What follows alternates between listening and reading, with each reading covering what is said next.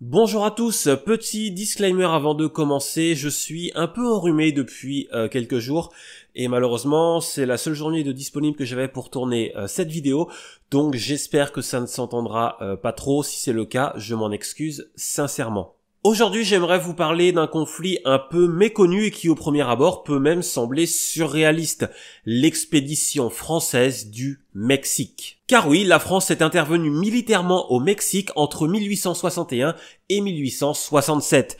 Mais vous me direz, si c'est une intervention militaire, pourquoi parler d'expédition et pas de guerre ? Eh bien tout simplement car l'appellation guerre du Mexique désigne plus communément la guerre américano-mexicaine qui a eu lieu en 1846. Et donc pour ne pas confondre, l'intervention française s'appelle l'expédition du Mexique. Surtout que vous verrez qu'à la base, cette expédition française n'était pas une guerre. L'expédition du Mexique n'est pas non plus une guerre coloniale comme on l'entend parfois, car les Français n'ont jamais eu vocation à rester durablement au Mexique. Le but était plutôt d'installer un gouvernement favorable à la France afin de contrebalancer l'influence grandissante des États-Unis. Cette expédition est à la fois un projet politique et personnel de Napoléon III. D'ailleurs, avant de commencer avec le Mexique, j'aimerais vous parler des éditions Phoenix qui sponsorisent cette vidéo et vous proposent de nombreux livres sur l'histoire de France, dont un livre justement consacré à Napoléon III.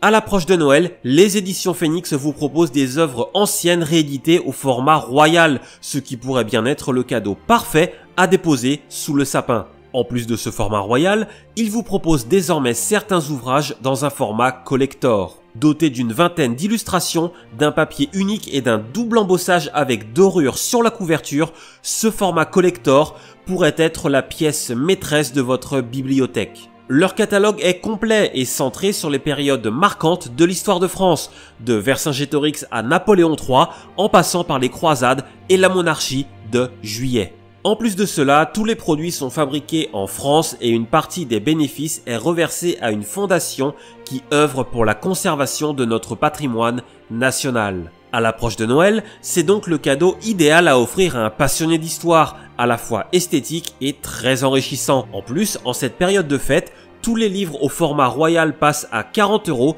et les éditions collector à 65 et la livraison via Mondial Relais est à 1 centime.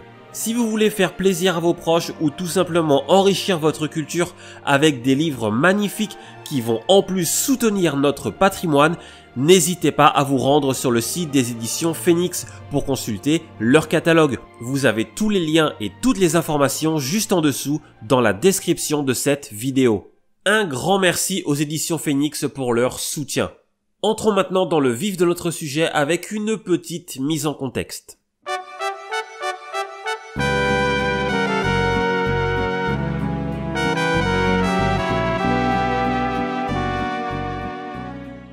Après avoir été une colonie espagnole pendant de nombreux siècles, le Mexique obtient son indépendance en 1821.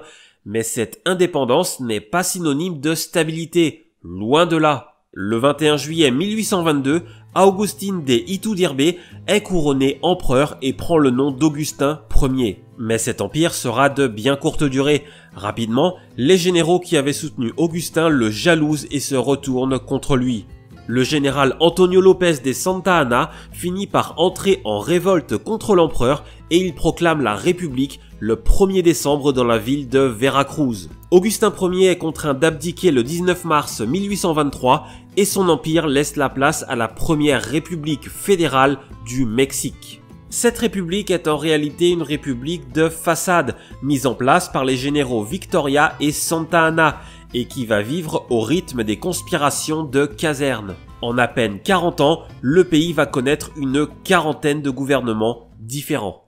Au fil des ans, deux blocs vont se former, les conservateurs et les libéraux. Mais les divisions, la soif de pouvoir et l'absence totale d'esprit civique dans les deux camps font que le Mexique est en état de guerre civile quasi permanent. Ces troubles vont durer jusqu'en 1855. Parallèlement à ces troubles, le Texas va se révolter en 1835 et réclamer son indépendance, avant d'être annexé par les États-Unis en 1845, ce qui conduit à la guerre américano-mexicaine qui dure de 1846 à 1848. Cette guerre, remportée par les États-Unis, fait perdre au Mexique 1 300 000 km² de territoire et va fragiliser la position de Santa Anna, qui se retrouve discrédité par cette défaite. De ces événements va émerger une nouvelle classe politique. Santa Anna est définitivement chassé du pouvoir en 1855 et une nouvelle constitution est adoptée en 1857. Le centraliste Comonfort s'impose alors face au fédéraliste Benito Juárez. Mais un décret de Comonfort va empêcher ce nouveau régime de prospérer. Ce décret proclame la mise en vente des biens du clergé, qui représente alors le tiers de la fortune publique. Évidemment mécontent, le clergé se révolte avec l'appui des conservateurs et la guerre civile reprend dès l'année suivante. Cette nouvelle période qui s'ouvre, aussi appelée guerre des 3 ans ou guerre de réforme, est l'une des plus dévastatrices de l'histoire du Mexique. C'est à partir de ce moment que les Européens commencent à se pencher avec intérêt sur le Mexique. Tous les problèmes que je viens d'évoquer ont contraint le Mexique à emprunter de grosses sommes d'argent aux puissances européennes. Une somme d'argent que le Mexique ne parvient plus à rembourser.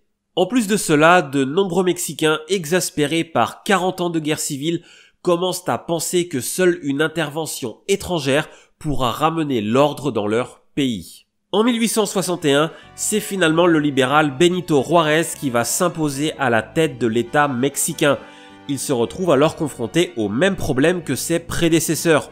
Où trouver de l'argent ? Sa décision va être de suspendre les paiements aux créanciers européens, ce qui, évidemment, va causer un certain nombre de problèmes.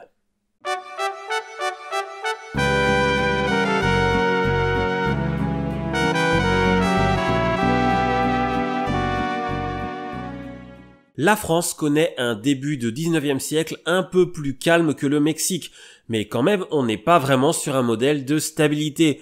En l'espace de 50 ans, la France connaît 2 monarchies, 2 empires et une république. Et je ne parle même pas des événements de la Révolution française. C'est finalement Napoléon III qui parvient à s'imposer en instaurant en 1852 le Second Empire. Et le Second Empire va marquer le début d'une nouvelle période de prospérité pour la France, car on considère aujourd'hui que Napoléon III est l'inventeur de la France moderne. Il souhaite procurer la prospérité matérielle à la France en mettant l'accent sur les questions économiques. En 20 ans, l'empereur a doté la France d'infrastructures modernes, d'un système bancaire novateur et a rattrapé son retard industriel sur le Royaume-Uni. C'est aussi Napoléon III qui développe le réseau ferroviaire français. On passe de 3600 km de voies ferrées en 1851 à 23 300 km en 1870.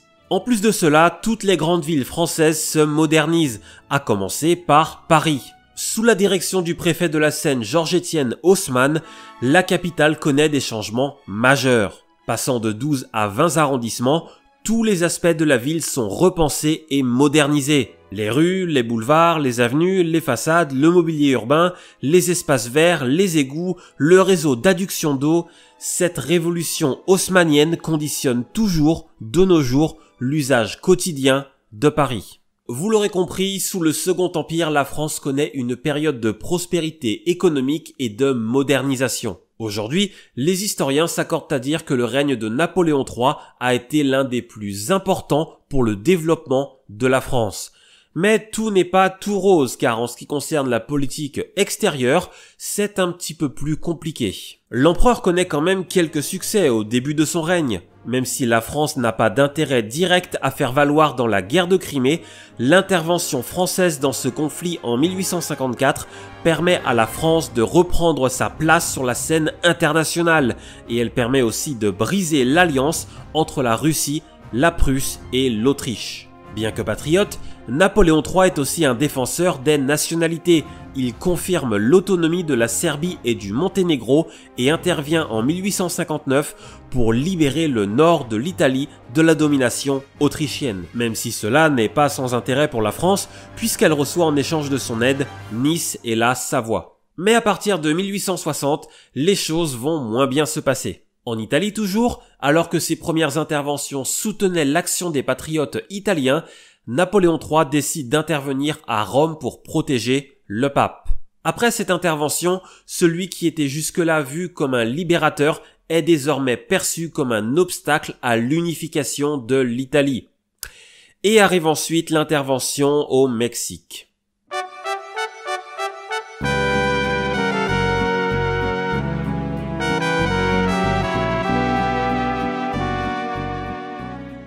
Historiquement et économiquement, la France est présente de longue date en Amérique centrale, même si elle se fait assez discrète. En 1838, Louis-Philippe Ier était intervenu au Mexique pour défendre les Français qui vivaient là-bas. Mais à part cela, la France n'intervient pas dans les affaires mexicaines. Dans les années 1850, on peut même dire que le Mexique se trouve aux antipodes des préoccupations de Napoléon III. Les Européens ont bien conscience que la situation dans la région est explosive. En plus de cela, la doctrine Monroe, que l'on doit au président américain du même nom, empêche toute intervention européenne d'envergure en Amérique. Pourtant, les pays européens, en particulier la France, le Royaume-Uni et l'Espagne, ont d'importants intérêts financiers au Mexique. Comme je vous le disais un peu plus tôt, ils ont prêté beaucoup d'argent au gouvernement mexicain.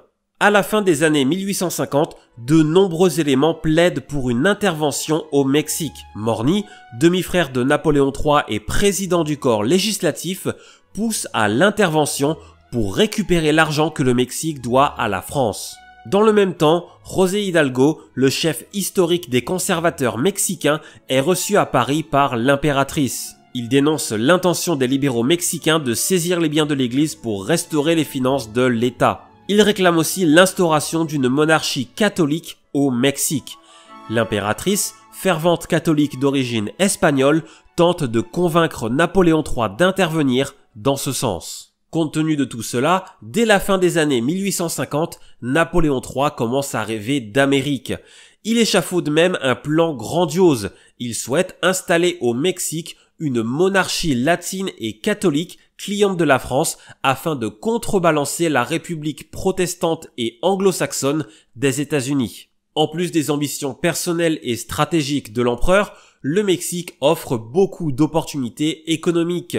Il compte de nombreuses mines d'argent, un métal qui fait cruellement défaut à la France. Napoléon III voit déjà dans le Mexique une grande plaque tournante du commerce international et reprend même le projet de creuser un canal interocéanique. La sécession des États du sud des États-Unis va affaiblir la doctrine Monroe et rendre ce rêve possible. Pour réaliser ses ambitions, la France souhaite placer sur le trône du Mexique un prince qui lui serait redevable. Le nom de l'archiduc autrichien Maximilien, le frère de l'empereur François-Joseph, commence à circuler. Napoléon III ne souhaite cependant pas intervenir seul au Mexique et tente de convaincre le Royaume-Uni et l'Espagne de le rejoindre.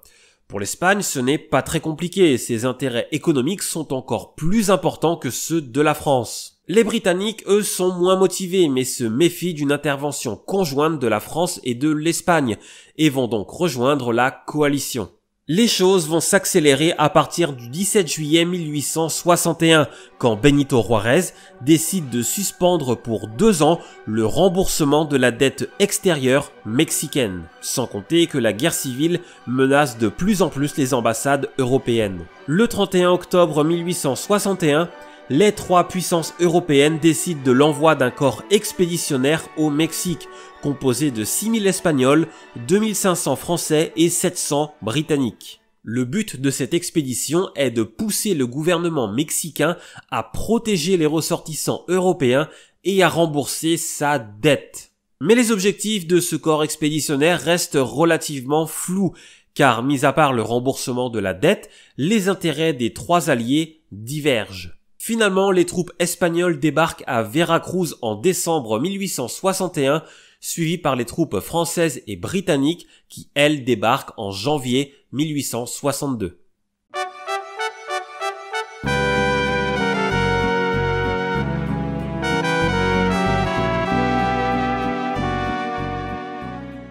Comme vous le voyez, à l'origine, l'expédition du Mexique est une expédition internationale, composée de la France, du Royaume-Uni et de l'Espagne. Le but est de forcer le Mexique à rembourser sa dette. Mais les choses ne vont pas se passer comme prévu. Le débarquement espagnol se déroule plutôt bien puisqu'à l'approche des navires européens, les Mexicains décident d'évacuer Veracruz. Les Britanniques et les Français débarquent eux aussi sans encombre début janvier 1862. À ce moment-là, il ne s'agit pas encore d'une guerre. Les Européens envisagent simplement de s'installer au Mexique en attendant que le gouvernement leur rembourse l'argent qu'il leur doit. D'ailleurs, aucun coup de feu n'est tiré et aucune déclaration de guerre n'est envoyée. Des négociations de façade s'engagent. De façade car Benito Juárez a bien conscience que l'alliance entre les trois puissances européennes est fragile et va habilement manœuvrer pour fissurer cette alliance. Surtout que les exigences européennes ne sont pas les mêmes. Si l'Espagne réclame 40 millions de francs et que le Royaume-Uni en réclame 85, la France, elle, réclame 260 millions de francs, ce qui représente 2 années de revenus pour le Mexique. Autrement dit, c'est beaucoup trop. Fin janvier 1862, les épidémies, en particulier la fièvre jaune, commencent à se répandre dans les armées européennes et les généraux s'impatientent. Le commandant des troupes françaises, le contre-amiral Jurien de la Gravière, se rend compte que la réalité sur le terrain est bien différente de ce qu'on lui avait annoncé et que la République mexicaine est beaucoup plus solide et moins anarchique que prévu. Les Anglais et les Espagnols, de leur côté, n'ont déjà plus qu'une idée en tête, conclure un accord avec Juárez concernant leurs dettes et quitter le Mexique. Le 10 mars, 4500 Français supplémentaires débarquent à Veracruz avec à leur tête le général Charles Latry de Lawrence, qui vient remplacer le contre-amiral Jurien de la Gravière au poste de commandant. Le 9 avril, une rencontre a lieu entre Français, Anglais et Espagnols, et cette rencontre va très mal se passer. Les tensions explosent et les trois puissances se rendent compte que leurs intérêts sont beaucoup trop divergents. À la suite de cette rencontre, les Anglais et les Espagnols décident de rembarquer et de quitter le Mexique. Le 12 avril, Juárez proclame l'état de siège dans le pays et appelle tous les citoyens de 30 à 60 ans à prendre les armes. Et le 20 avril, un accrochage a lieu entre des soldats français et mexicains, ce qui marque le début officiel de la guerre.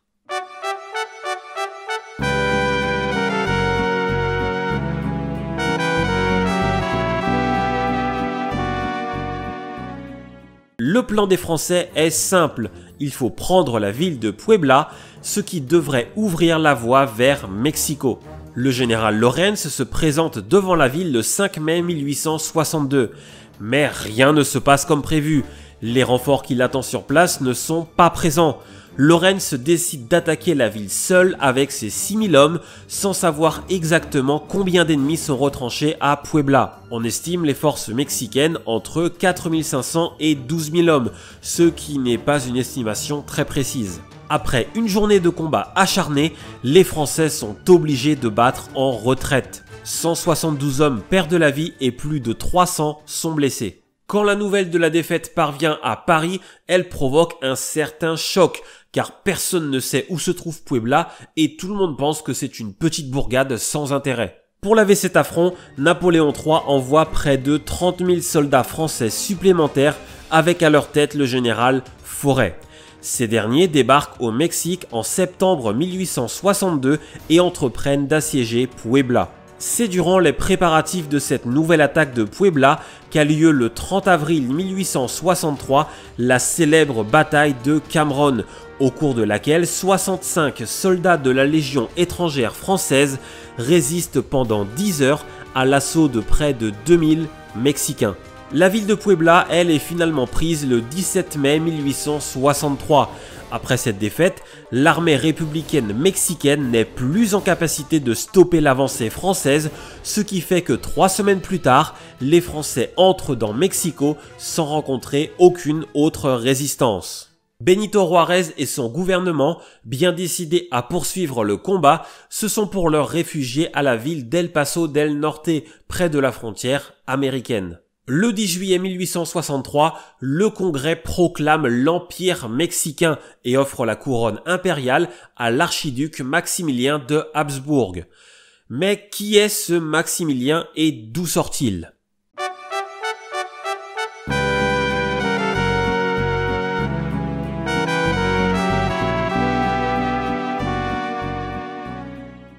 Né à Vienne le 6 juillet 1832, Ferdinand Maximilien de Habsbourg est le frère cadet de l'empereur d'Autriche, François-Joseph. Il reçoit évidemment une très bonne éducation et durant son enfance, il est décrit comme un rêveur, un poète, un artiste. Dans sa jeunesse, il est cantonné à un rôle d'éternel second, ce qui aura pour principale conséquence de l'éloigner de son frère aîné. Maximilien n'a pas la fibre combative de son frère ou de ses ancêtres et préfère vivre en philanthrope, mais il possède tout de même l'orgueil des Habsbourg et rêve de puissance et de gloire. Il est nommé commandant en chef de la flotte autrichienne en 1854, mais il ne parvient pas à briller dans ses fonctions. Après cela, et d'un point de vue plus personnel, Maximilien épouse Charlotte de Belgique le 27 juillet 1857, visiblement plus par opportunisme que par amour. Il est ensuite nommé au difficile poste de gouverneur de la province de Lombardie-Vénétie en 1857. Rapidement, il est jugé trop libéral, trop dépensier et trop indulgent avec les rebelles italiens. Il tombe en disgrâce et doit démissionner de son poste le 10 avril 1859. Cet échec va beaucoup marquer Maximilien. Il ressort blessé des entraves qu'on a mis à son action en Italie et humilié par les défaites autrichiennes à Magenta et à Solferino. La perte de la Lombardie le 11 juillet 1859 va même le faire douter du destin des Habsbourg. Complètement désœuvré, Maximilien attend désormais un signe de la Providence. Pour se changer les idées, il décide de faire un voyage au Brésil qui à cette époque est la seule monarchie du continent américain, une monarchie qui d'ailleurs va fasciner l'Autrichien. De retour à Vienne en 1860, Maximilien n'a plus aucune responsabilité et attend toujours une opportunité de briller. Et cette opportunité va venir de Napoléon III. Les deux hommes se connaissent et s'estiment mutuellement et Napoléon commence à penser que ce prince sans couronne serait un candidat idéal pour le trône du Mexique. Dès septembre 1861, Napoléon confie à Maximilien son souhait de le voir monter sur le trône du Mexique. Des rencontres avec des conservateurs mexicains ont lieu et en juillet 1862, Napoléon III nomme officiellement Maximilien comme candidat de la France au trône impérial du Mexique. Maximilien accepte et est nommé empereur du Mexique à la création de l'Empire le 10 juillet 1863. Cette nomination n'est cependant pas rendue publique tout de suite, car il faut quand même que le frère de Maximilien, l'empereur d'Autriche François-Joseph, donne son accord définitif. C'est finalement chose faite quelques mois plus tard, et Maximilien devient officiellement Maximilien Ier du Mexique le 10 avril 1864.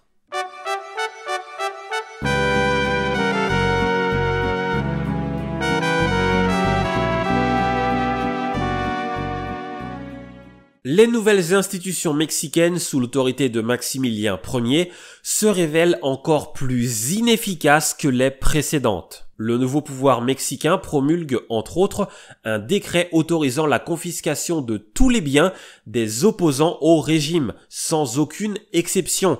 Ce nouveau décret ne va évidemment pas rendre ce nouveau gouvernement populaire. Sur le plan militaire, une nouvelle armée, dirigée par le général Marquez, est mise en place. Mais cette armée se caractérise surtout par des abus en tout genre, au point de scandaliser les officiers du corps expéditionnaire français. Des tensions vont aussi apparaître entre le nouveau gouvernement mexicain et les autorités françaises, au point que les généraux français ne savent plus très bien si ce gouvernement est l'ami ou l'ennemi de la France. Et surtout, ce gouvernement n'a autorité que sur 1/6 du territoire mexicain. Le reste du Mexique est toujours dirigé par l'administration de Benito Juárez. La situation est donc très fragile. De leur côté, les troupes françaises, aidées par la nouvelle armée mexicaine, reçoivent la lourde tâche de pacifier l'état de Puebla afin de sécuriser la route entre Veracruz et Mexico. En raison des nombreux problèmes politiques dont je viens de vous parler et du remplacement du général Forêt par le général Bazaine, il faut attendre 5 mois après la prise de Puebla pour que les opérations commencent. Et durant ces 5 mois, l'insécurité dans les provinces de Puebla et de Veracruz est quasi permanente. Une fois lancées, les opérations militaires prennent plus la forme d'opérations de police des chemins et durent du 8 novembre 1863 au 4 février 1864. Le plus difficile finalement, c'est d'installer une nouvelle administration dans les régions conquises, une administration qui pourrait survivre au départ des troupes françaises. Et ça, les Français ne parviendront jamais à le faire. La nature des opérations militaires et l'impossibilité d'instaurer de nouvelles institutions durables ont pour conséquence une baisse du moral généralisé des soldats français. Fin mai 1864, Maximilien et son épouse Charlotte arrivent enfin au Mexique. Et le moins que l'on puisse dire, c'est que le nouvel empereur ne va pas se révéler très efficace. Ignorant les recommandations de l'état-major français, Maximilien souhaite mettre en place un gouvernement et une armée européenne.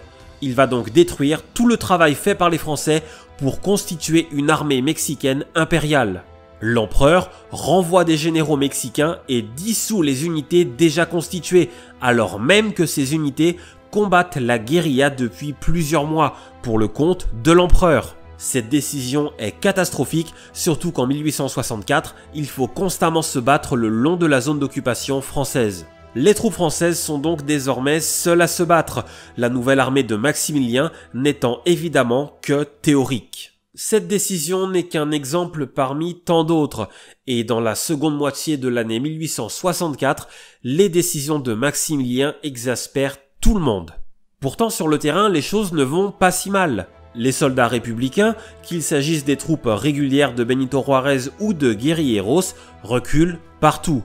Et si Juárez demeure insaisissable et continue à promulguer des décrets et nommer des gouverneurs, le territoire qu'il contrôle se réduit de plus en plus. À la fin de l'année 1864, il ne contrôle plus que 3 États sur les 24 que compte le Mexique, Chihuahua au nord, Michoacán au centre et Oaxaca au sud. Cela ne veut pas dire pour autant que tout va bien pour les Français. Les soldats sont totalement démoralisés. Mal nourris, mal équipés, marchant parfois jusqu'à 60 km par jour dans des régions de forêt, de montagne ou de désert, ils doivent en plus faire face à la rigueur du climat et aux maladies. Le tout évidemment en affrontant un ennemi insaisissable qui mène des tactiques de guérilla.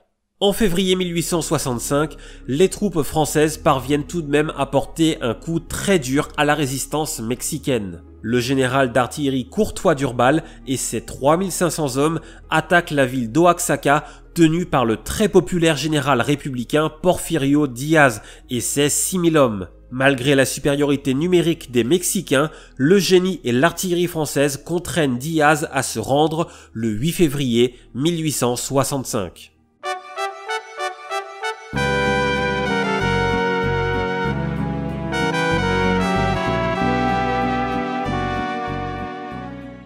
Au cours de l'année 1865, malgré les succès militaires des Français, la situation se détériore de plus en plus pour le pouvoir impérial. La résistance mexicaine a su profiter de l'échec politique du pouvoir impérial, de l'inaction de l'administration et de l'impossibilité pour les troupes françaises de gagner la guerre à elles seules. Pour l'emporter, il aurait au moins fallu doubler les effectifs du corps expéditionnaire français pour les porter à 70-80 000 hommes. Mais Napoléon III, tenu par le corps législatif, inquiet de la situation internationale et surtout déçu par l'attitude de Maximilien Ier, refuse d'envoyer davantage de troupes. Un événement en particulier va venir précipiter la fin de l'aventure mexicaine. Aux États-Unis, le 9 avril 1865, le général Lee capitule à Appomattox, ce qui entraîne quelques semaines plus tard la fin de la guerre de sécession. Aussitôt la guerre civile américaine terminée, Benito Juárez fait pression sur le gouvernement des États-Unis pour que ce dernier masse des troupes le long de la frontière mexicaine et fasse parvenir des armes, des munitions et du matériel aux troupes républicaines du Mexique. Des vétérans de la guerre de sécession commencent même à rejoindre l'armée de Benito Juárez, même s'ils sont assez peu nombreux. À partir de 1866, le secrétaire d'État américain William Henry Seward fait de plus en plus pression sur les Français pour qu'ils quittent le Mexique. De septembre 1865 à mars 1866, Napoléon III envoie plusieurs lettres à Maximilien pour lui signifier que la France est arrivée à l'extrême limite des efforts qu'elle peut consentir et insister sur l'urgente nécessité pour Maximilien de mettre en place une armée capable de défendre son trône avec pour seul soutien 8000 soldats de la Légion étrangère française. Au printemps 1866, un plan de désengagement est rendu public. Il prévoit le retrait total des troupes françaises du Mexique avant la fin de l'année 1867. La situation continue donc à se tendre et le 13 juillet 1866, Charlotte, l'impératrice du Mexique, embarque à Veracruz pour se rendre en France dans le but de convaincre Napoléon III de ne pas retirer son soutien. La jeune femme de 26 ans est persuadée que si Napoléon veut retirer son soutien, c'est parce qu'il est mal informé de la situation sur place. Convaincue du bien fondé de sa cause, elle a même dissuadé Maximilien d'abdiquer le 7 juillet. Mais ce qu'elle ne sait pas, c'est qu'un autre événement va pousser Napoléon III sur la voie du départ du Mexique.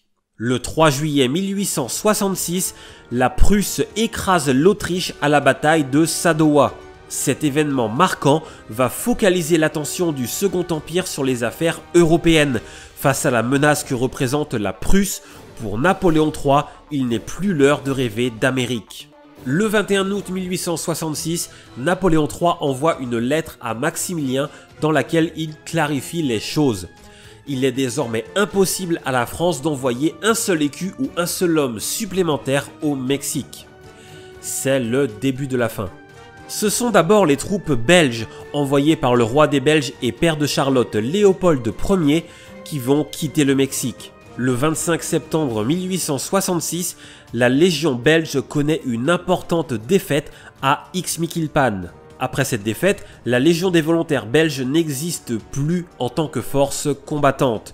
Le 20 janvier 1867, la plupart de ces hommes embarquent pour la Belgique. À peu près à la même époque, la Légion des volontaires autrichiens connaît le même sort. En octobre 1866, Porfirio Díaz entreprend de reprendre la ville d'Oaxaca qu'il avait perdue 18 mois plus tôt. Les 150 Autrichiens qui gardent la ville sont massacrés, de même qu'une colonne de 1000 Autrichiens venus en renfort. Le 21 janvier 1867, la plupart des soldats autrichiens embarquent pour l'Europe. Les soldats français ne tardent pas à suivre le mouvement. Durant les derniers mois de l'année 1866, la seule préoccupation du corps expéditionnaire français est désormais de se retirer pacifiquement du Mexique. Les troupes éparpillées dans les régions les plus septentrionales du pays reçoivent l'ordre de se regrouper à Mexico. L'excellente réputation du général Bazaine auprès des chefs républicains mexicains fait que les soldats français peuvent se replier tranquillement sans être attaqués. Le 13 décembre 1866, les choses s'accélèrent. Napoléon III précise par dépêche télégraphique que tous les soldats français doivent avoir quitté le Mexique avant la fin du mois de mars 1867. Fin janvier, tous les soldats français sont désormais échelonnés entre Mexico et Veracruz. Le 5 février 1867, les dernières troupes françaises quittent définitivement Mexico en bon ordre avant d'embarquer quelques jours plus tard, direction la France. L'intervention française au Mexique est désormais terminée. Pourtant, Maximilien décide de ne pas abdiquer et tente de réveiller chez les Mexicains un sentiment national impérial. Mais c'est un échec total. Les 15 000 soldats de son armée ne sont pas suffisants pour faire face aux 40 000 soldats de l'armée républicaine. Le 13 février, Maximilien doit quitter Mexico pour se réfugier à Querétaro. La ville est rapidement assiégée par les troupes républicaines et à partir de mai, les choses vont se dégrader très rapidement pour Maximilien. Les désertions se multiplient dans son armée. Malade et épuisé, l'empereur tente de fuir mais il est capturé le 15 mai avec plusieurs de ses généraux. Le 14 juin, il est condamné à mort et est fusillé le 19 juin 1867 avec deux de ses généraux, Miramón et Mérida. Ces derniers mots sont « Je pardonne à tous, que tous me pardonnent, que mon sang prêt à couler soit répandu pour le bien du pays. Vive le Mexique, vive l'indépendance !» avant de murmurer « pauvre Charlotte. Charlotte, justement, est toujours en Europe, mais après l'échec de sa mission auprès de Napoléon III, elle perd la raison et sombre dans la démence. Son calvaire ne prendra fin qu'avec sa mort 60 ans plus tard, en janvier 1927.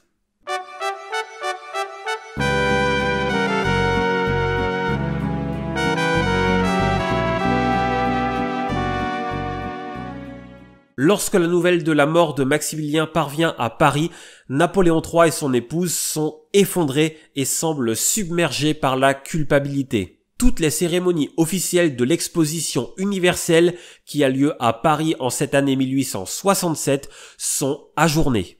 Au final, toute cette aventure mexicaine est une catastrophe.